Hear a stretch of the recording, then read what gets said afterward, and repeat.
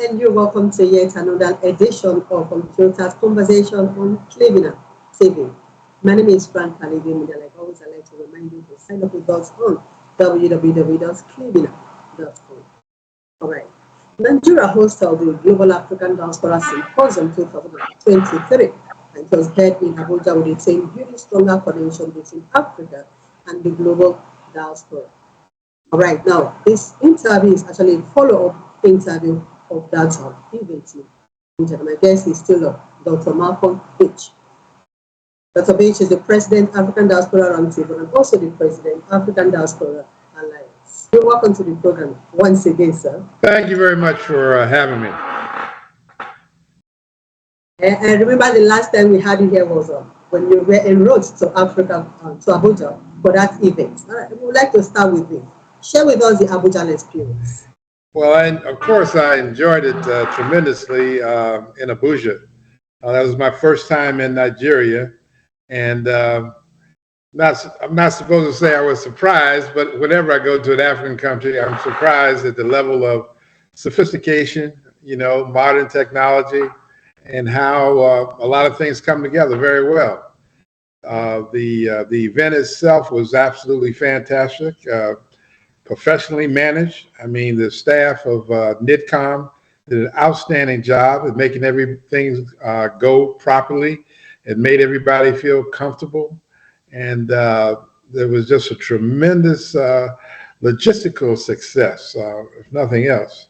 And the people that came from all around the world to attend and to participate were satisfied. I mean, they left there full of information, and they were actually happy with the new acquaintances and relationships that they developed. So it was a very, very good symposium. Nigeria is a home for her, so we are glad to have noticed that you enjoyed that about. Yes. So welcome back to this. Yeah, back to. All right. You are the president of the African Diaspora Business Roundtable. What is that?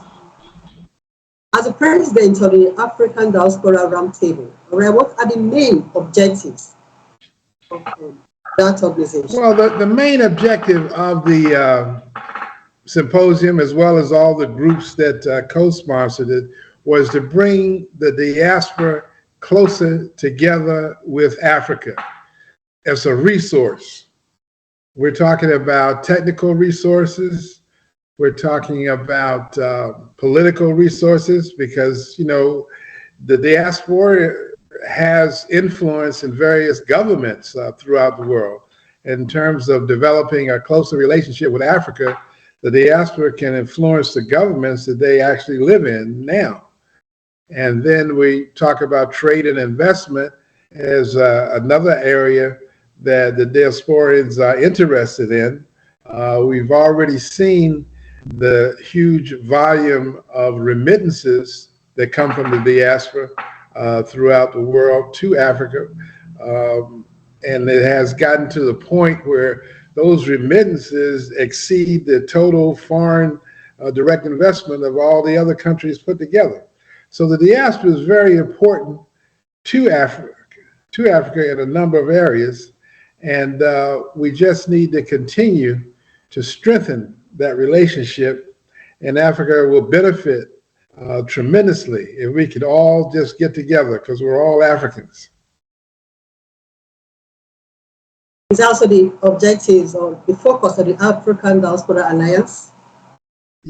Yes, I mean, the African Diaspora Alliance is a global organization with membership all over the world. We've got members in Australia, Brazil, the United States, Europe, Asia, and certainly in Africa. I mean, we've got quite a number of members in Africa. So we have what's necessary, I believe, to pull together that relationship. Let's take a look at the main focus of the GADS, which is the Global African Diaspora Symposium. Let's link it with your companies, which you are president.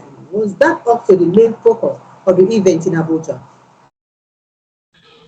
You want to look at the companies in Yeah, your companies as in relation to the Global African Diaspora Symposium, do they share the common focus and aims? Yeah, absolutely. I mean, the common focus of everybody that attended the conference was to bring Africa closer together with the diaspora, and everybody wanted to do that. I mean, we had trade ministers, foreign ministers, ambassadors from various countries, and they all had the same objective in mind as to figure out how to develop closer relationships with the diaspora that would benefit Africa without a doubt.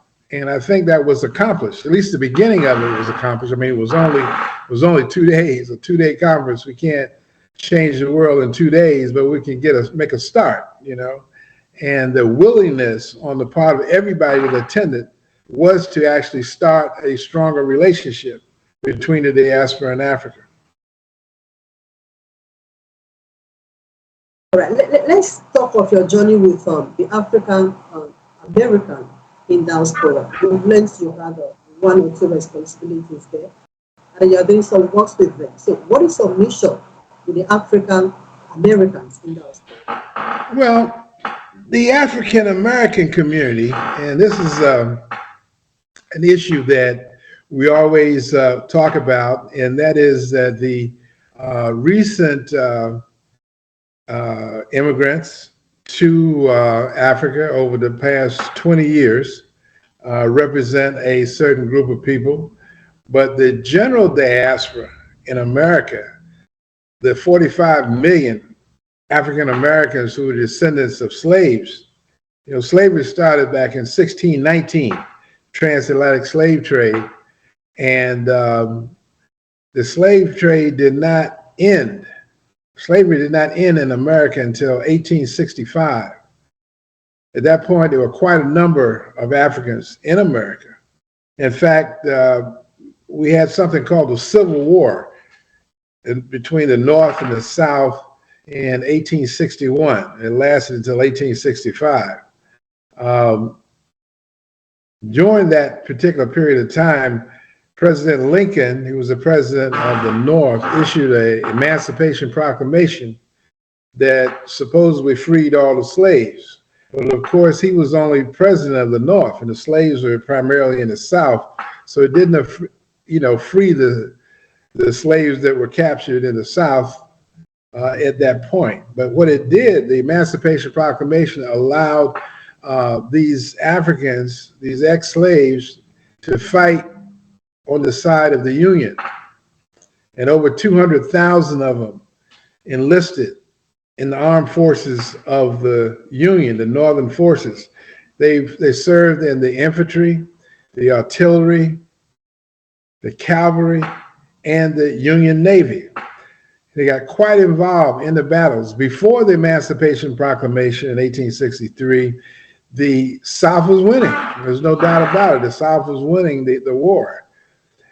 After these 200,000 ex-slaves got involved, 200,000 men with guns got involved in this war, the North started to win more battles and eventually won the war.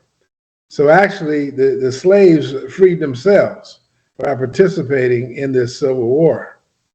The original purpose of the Civil War was not to end slavery. Let's be clear about that.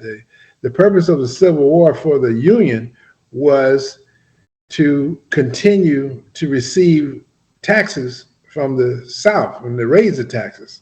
And the South said, well, we don't want to pay any more higher taxes. The South wanted their own freedom, states' rights is what they called it. Okay, but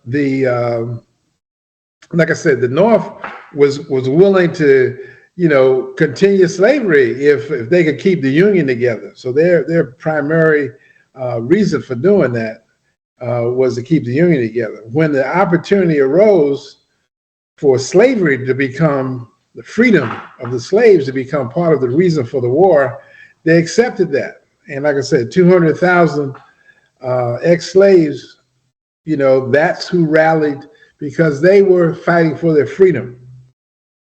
Now, what has happened since that time? These ex-slaves have taken major positions in America. In other words, they have large businesses, they have positions in political power, they can make decisions about American policy towards Africa, and they also have savings accounts or pension funds. Pension funds are a major investment item for any business, any country, really, because it's a consolidation of billions of dollars of savings from these Americans that work. These pension funds, because now they have members on their board who are members of the diaspora. Some of them even have managers that are members of the diaspora. So the possibility of using some of these funds to help develop Africa has grown tremendously in just the last 20 years. You know, so now you have billions of dollars available in investment from a group of people that look just like the Africans that the money is going to go to. So it's a tremendous opportunity for Africa to take advantage of the relationship of the diaspora in America. All right, so, but we do earn, the minimum wage is higher in America, but likewise the expenses are higher. Okay, in other words, the minimum wage may be $30,000 a year, you know, $15 an hour, $30,000 a year, but that's $2,500 a month. But you know, there's some places in America, especially Washington, D.C., where a one-bedroom apartment is $2,500 a month, you know. So a minimum wage worker can't live in Washington, D.C. They have to live somewhere else in the suburbs. Likewise, the cost of transportation is higher, the cost of food is higher, so you really don't have a tremendous amount of money left over for the majority of the African diaspora in America. So we need to be clear about that. The diaspora in America is not rich, okay? It's just like in Africa. All Africans are not poor. You know, you've got tremendous wealth in Africa on an individual basis. And the same thing in America. You've got a tremendous amount of poverty on an individual basis for the African diaspora. So what we're trying to do is work together. It's like if you understand business transactions, in a business transaction, both parties make money. I do business with you, you do business with me, we both make money out of that transaction. So consider this, if Africans could do business with African Americans, we both would gain something economically from that relationship and from those transactions. And that's another thing that we're trying to develop, you know, with the diaspora in Africa, working together on business deals, you know, and so that both of us can benefit financially. Because like I said, you know, in America, we got a lot of folks in America, African Americans in the diaspora, that don't make a lot of money. So a business transaction where they can make more money because their partner that happen to be African would make sense for everybody. So it's not a one-way street. It's really a two-way street when it comes to business. Let's talk about the challenges now and then your plans of overcoming from this Africa. One will have expected that having spent so many years, or quite a lot of years in the diaspora, that they will have been able to settle down in such a way that they call them their homes. Correct? So are they really need for them to migrate back to their African country? Well, you know, when you talk about issues and problems, you know, always around the world, the problem is going to be the government, okay? The government has so many rules and regulations about how we interact with each other. You got to have certain licenses. You got to have certain permits.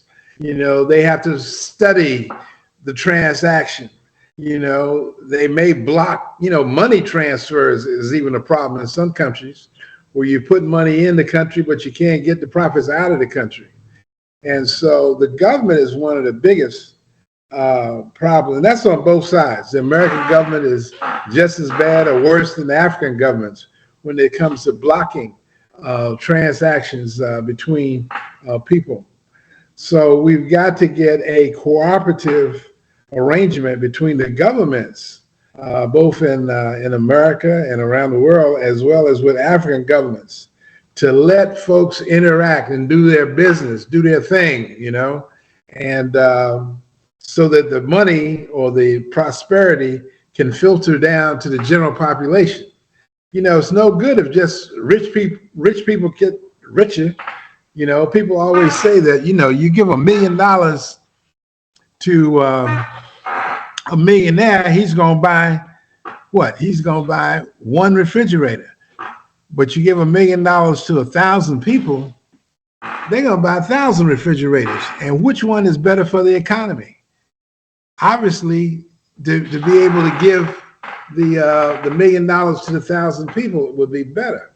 So those are the kinds of things that have to happen. We have to figure out how to do transactions and business deals that will benefit a larger population than just the rich people on top. Rich people on top, they don't need any help. They got money, they're going to make money. It doesn't matter. But for the majority of us, and I include myself in that, majority of us, we need to make money so that we can survive and prosper on a daily basis. We don't want to just make money and break even every month and we got zero for savings. We need to have money left over so we can save some money as well. Right. What are the challenges you're having with African governments in making this come through? Well, African governments, you got some good things going for you, right? In other words, you have the African Union. So you have a chance to develop policy positions for the entire African continent. You've got something now called the African Free Trade Area. Okay, once again, you've got rules and regulations among yourselves that you can generate more money by dropping some of the trade barriers. And if you continue to work together, you will be stronger. In other words, America and a lot of other countries, England, France, Germany, they're strong because they're working together. In Europe, they call it the European Union. They're working together. They have a common currency, the euro. That makes them stronger together than they would be individually. And in America, it's the same thing. We got the US dollar. It makes us stronger working together. We got 50 states in America that would love to be independent countries. But you can't imagine what would happen if we had 50 independent countries and everybody had their own currency. It would take away from our prosperity. Right now, we're saying Africa has a 1.3 trillion GDP, gross domestic product. That's how much money is changing hands in Africa. African Americans and the African diaspora has what? A 1.5 GDP. I say 1.5, let's make it trillion, 1.5 trillion GDP. That's like Africa has a 1.3 trillion GDP, dollars, US dollars. But the United States totally has a $35 trillion, GDP. So when you start looking at those kinds of numbers, it's because America is one country and not 50 separate countries. Africa has, 55 countries. So it makes sense if you come together, things could be different and better for everybody. And you're starting to do that. Like I said, with the African Union, with the African Free Trade Agreement, for eliminating tariffs between borders from African countries, that is a beginning.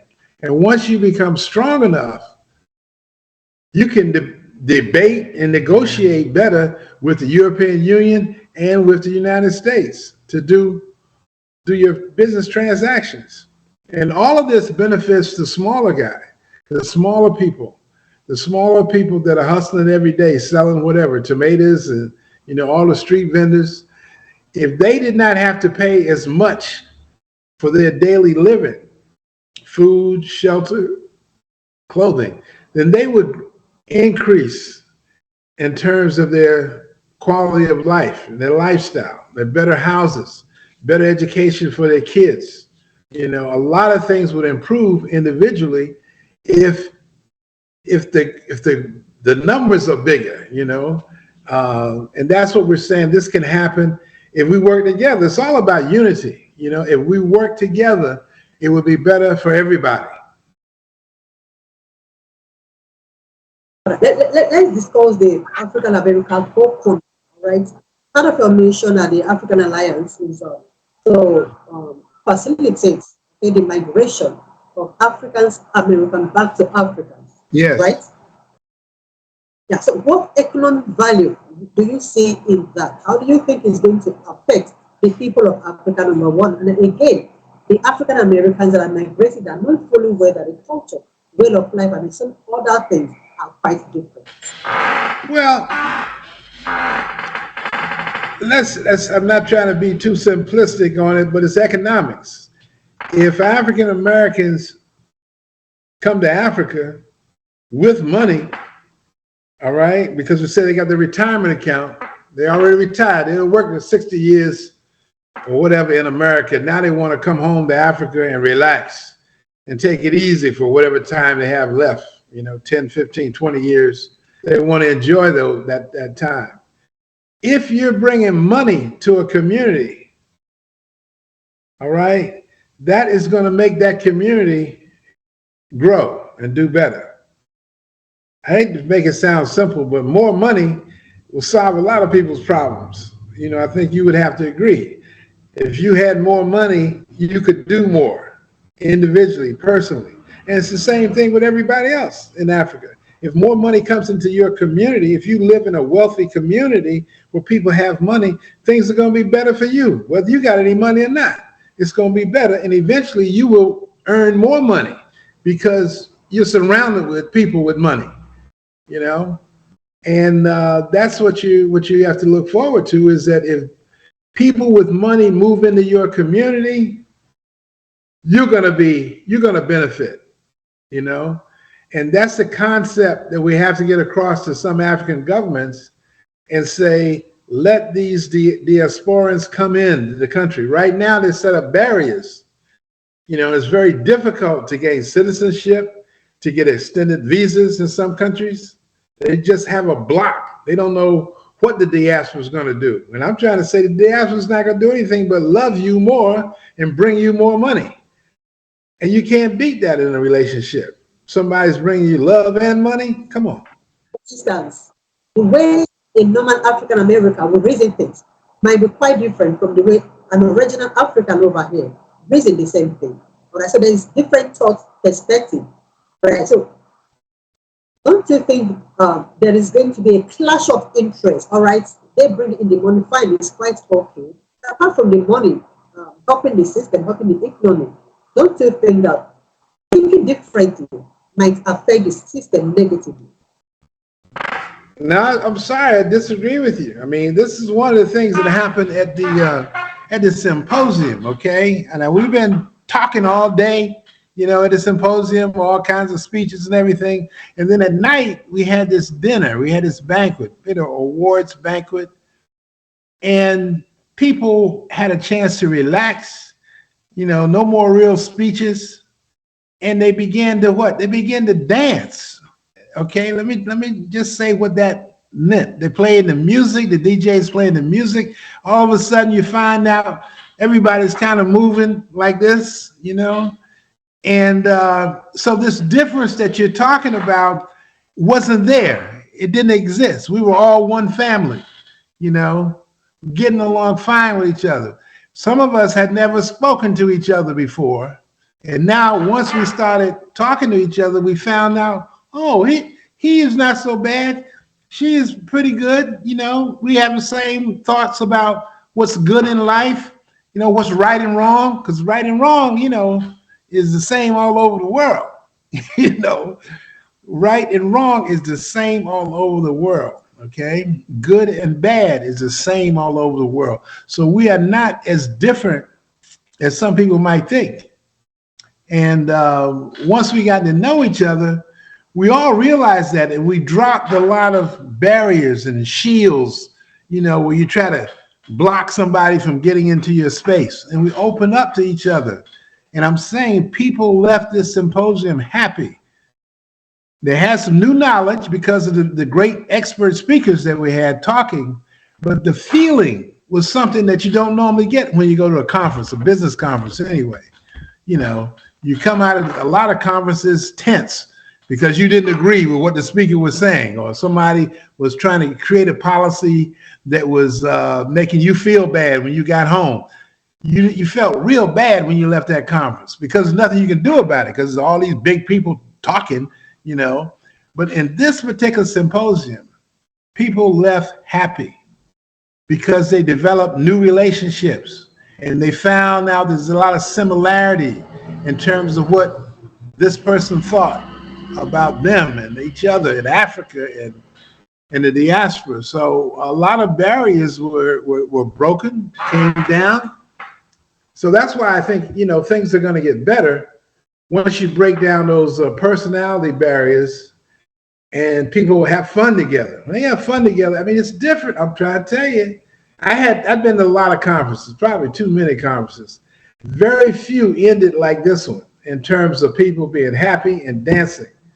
You know, I mean, it sounds crazy. And when I say dancing, I'm talking about people 50, 60, 70, 80 years old dancing. You know what I mean? So it took a little extra effort, you know what I mean? But they were happy to at least try to dance, and it was a good thing. All right. You've experimented with the audience of the symposium, quite all right. And you agree with me that the symposium was, should I say, a smaller part of the society, of the African society. Now, would you say the same thing, the same networking, the same ease with which we should network and interrelated with each other at the symposium? Would you also say it can happen when it comes to the general public? Well, I'm saying that all of us have to consider that as an option to improve relations. In other words, whatever it is you're trying to improve education, trying to improve health, you know, you got to understand that the people that you're working with or think that you're working against, unless you get along with each other, nothing is going to happen because people will create barriers to forward progress because they don't like you, you know. I mean, there's some people in the world that you just don't like, and you may never like them. You know what I mean? And for those people, you're not going to have agreements to help each other because you don't like each other. You know? So what I'm saying is you got to like each other, at least give it a chance, give a relationship a chance. And you don't have to go, you don't have to lose anything to like somebody. You just have to be open to the possibility that life might be better if you reduce some of the barriers. You know, most people put the barriers first and then they start negotiating, you know. But if you just don't put up the barriers and just say, hey, let's talk about it and see where we are and see what we can agree on first, that'll be better for everybody. We're still discussing African American curriculum, right? And for the past couple of years, we've had issues of insecurity in Africa. All right. So how do you think you can cope, or the African Americans migrating group can cope in such hostile environments? Well, I mean, most African Americans have not been to Africa. Okay. So what does that mean? That means that what they see, when they think about Africa, they think about what they've seen on television. That Africa is undeveloped, uncivilized, poverty-stricken. You know, the little kids with the big stomachs and the flies around their head. Africa is still mostly everybody lives in the villages. You know, they don't think about their picture of Africa is not the big highway in the middle of Abuja, you know what I mean? Tall office buildings, and they don't think about Africa like that. But most major cities in Africa have tall buildings and highways. I mean, that's how people live, you know? It's not a big deal, you know? But the concept of Africa in America, for most Americans, is one of being uncivilized and poverty-stricken, okay? It's hard to figure out how you can develop a relationship with somebody like that or a place like that in your own mind. You have to go to Africa and see, oh, wow, this is totally different. You have to meet Africans and say, oh, hey, we look just alike. I got a cousin look just like you, you know, in New Jersey. You know, so once you begin to realize that we're not so different and we want the same things out of life for ourselves and our children and our families, then all of a sudden, all the other ideas about healthcare, education, housing, transportation, artificial intelligence, fintech, any other kind of IT, all of a sudden, all that starts coming together. I mean, Africans are among the smartest people in the world. Let me say that again. Africans are among the smartest people in the world. A lot of times you don't have the resources to develop those smart people in your country. You know, you can be smart, but if you don't have an education or you don't have a job opportunity to improve your skills, you won't go anywhere. You can't benefit from that initial intelligence, you know, and the traditions that you have. Those are the things that help your children grow smarter, you know, and a lot of those things get lost if you can't nourish it, you know, and push these children ahead, you know, the smart ones especially. So that's the kind of thing that you got to give your own self-confidence, and don't fear the rest of the world. Like the rest of the world, if you go out there, they're going to do something to you. Forget that. Go out there and compete. Some of the most highly competitive and strong skilled Africans in sports today, it's incredible. And it's so funny that you get to a point where you're watching a game, a basketball game, and you can't pronounce the guy's name, you know, because he has an African name. And it's not familiar with most Americans. But these people are stars.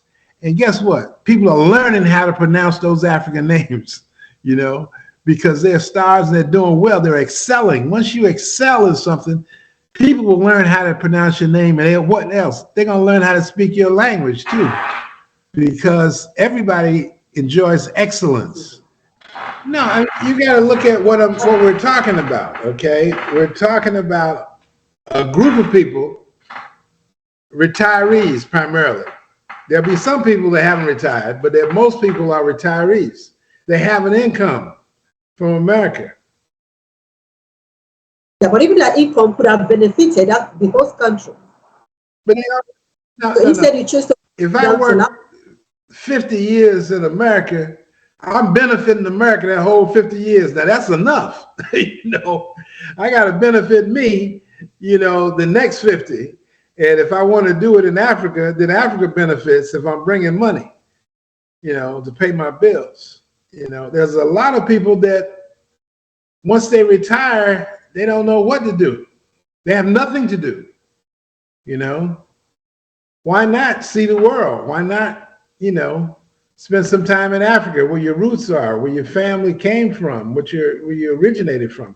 I mean, some Americans are really fascinated by the DNA testing. They call it ancestry, AfricanAncestry.com. And they find out that their family linkage was somewhere in Africa, Gambia, Ghana, or somewhere like that. It's fascinating to them because now they know they have a home. They know where they came from. Most African Americans don't know where they came from. You know, if you don't know where you came from, then as far as you can go back is to slavery. You know, like say, well, I came from North Carolina. My family was North Carolina slaves. Well, before that, what were they? You know what I mean? And that's when you begin to feel better about yourself, to know that you are descendants of kings and queens, and prince and princesses, that you've got a royal streak in your bloodline. That makes you feel so much better than to say, well, I was just another slave, that my family history is slavery. That's all I know. It affects your mind to think that your family history is just started as slavery. And many of us in America now are trying to change that dynamic to get the kids to understand that they're not just descendants of slaves, but they're descendants of African kings and queens. And this makes all the difference in the world.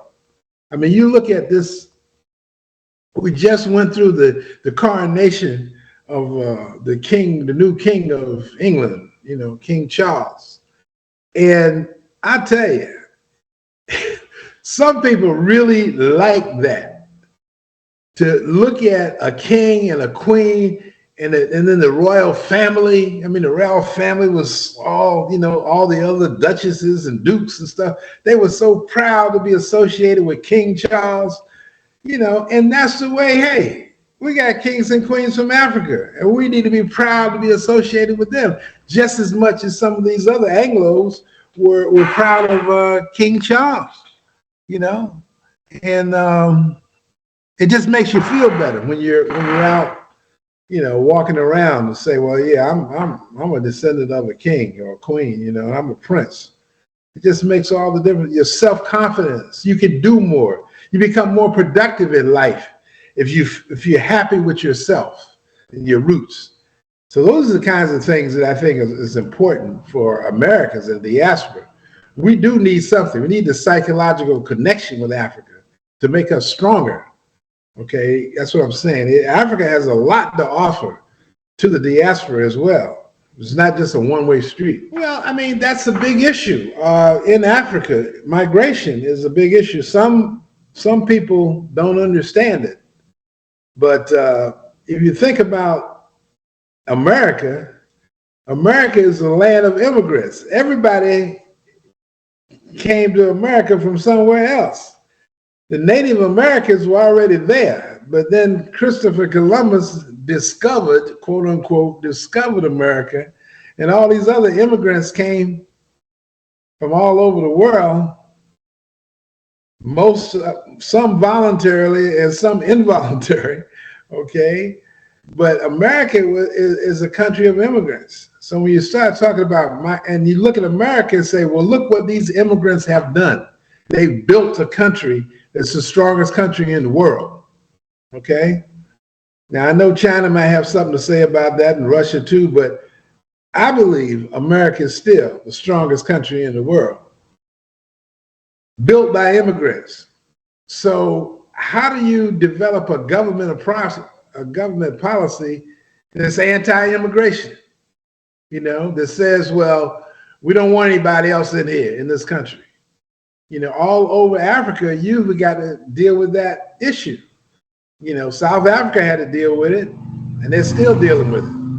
Because once the apartheid was over and they opened up their borders, well, hell, people came from all over Africa to go to South Africa, because South Africa had what? They had better roads, okay, better streets, more money. So people thought, better jobs, So a lot of people came to South Africa. Of course, that made some of the South Africans upset, because they'd say, well, we done fought this apartheid for all these years, and now, we're free or semi-free, and all the jobs go to people from other countries in Africa, So they're upset about that. But you got to figure out how to modify it. How do you deal with migration?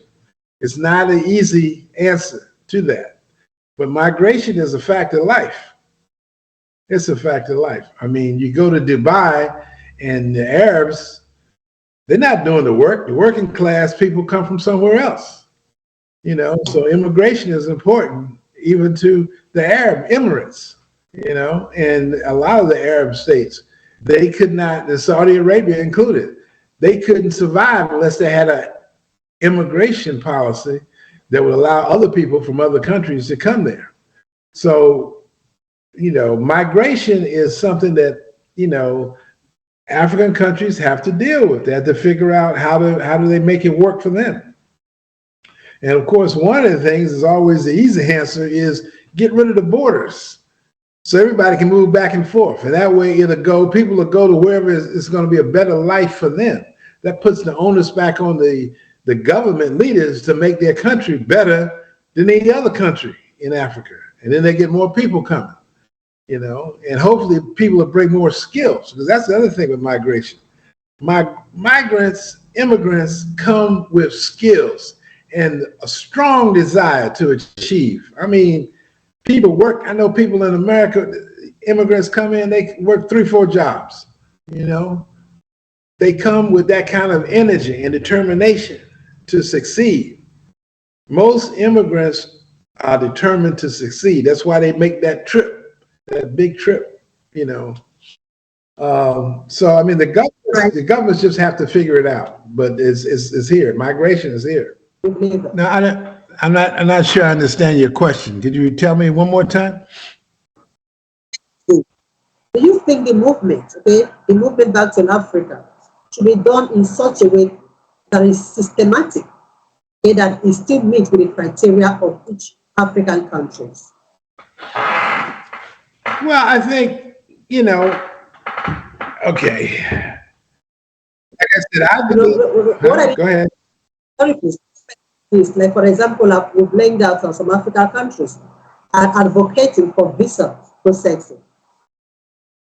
You understand? So, following those systematic rules or following those systematic criteria of the African countries, don't you think it's going to be beneficial in the long run to both parties? Well, I don't know. I mean, you have to look at the past. What's happened in the past 20 or 30 years when you have these strong walls up where you're not letting people in? Are things better because you didn't let them in versus if you let them in, especially people with skills? People with skills should have an advantage when it comes to migration. If they got skills, let them in. Somebody's a doctor, a teacher, or a nurse, you want to let them in. They got skills. They're bringing something to your country. Yeah, but please, I'd like to come in here. They've got you have professionals among them. You have those that have experts in their different chosen profession. But back here in Africa, we battle with lack of jobs for those that are already here. You understand? So now, don't you think that coming down, we take the little jobs we have for the ones we have, we take people for them? I think that is the fear of most Africans. So, do you think otherwise? Well, let me just say this. There's a basic law of nature that you got to be familiar with. It's called survival of the fittest. Survival of the fittest is the law of nature. The fittest is always going to survive over somebody that's unfit. Okay, it may not be fair, it may not be democratic, but in this world and in life, the fittest survive. So if a person, you're saying they're coming over, they don't have any jobs, well, then maybe they need to go somewhere else. Maybe they need to migrate to another place and they'll have a job here.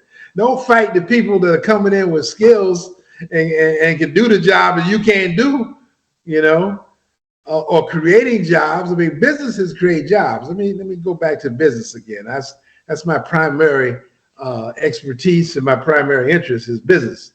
A business person can create jobs. Okay. Job creation. Yeah.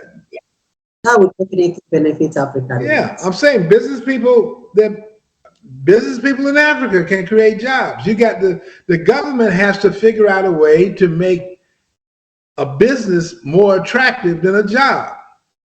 They keep waiting on these jobs. They need to be promoting businesses, and you have the jobs. But if you keep stepping on businesses, overtaxing the businesses, creating new regulations and license requirements for businesses, you're going to discourage people from starting businesses, but you want some big manufacturer to come in and give you all these jobs, And the craziest thing that's going on now in some African countries is they have what's called enterprise zones, where they're inviting big manufacturers to come from overseas to these enterprise zones. And what? Then they don't tax the enterprise zones, but they tax the small people outside of the enterprise zones to death, you know?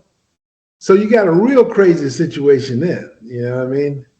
They're losing the money that they should be getting out of these manufacturers, these big companies, these big corporations. They're not taxing them, but they're taxing the local people on the stand or with a little fruit stand. They even in some countries, you know, you're familiar, you heard the concept of beach boys. Boys were people that, you know, walk on the beach and try to get tourists to, you know, take the boat ride, you know, try to sign up for the boat ride. So they get a little tip, you know, from that referral service, or even big inner tubes, you know, I mean, for swimmers, you know, hey, I got, you know, well, it's the government is taxing these guys. These guys make maybe $10 a day, and the government's trying to put a tax on that, you know? So it's like, you know, some of the governments got to get a different perspective on how they deal with businesses and business taxes. You know, you're killing yourself by taxing the small businesses and letting the big businesses go. All right, thank you so much, Dr. Malcolm. On the final note, I'd like you to give us a last word on this migration process.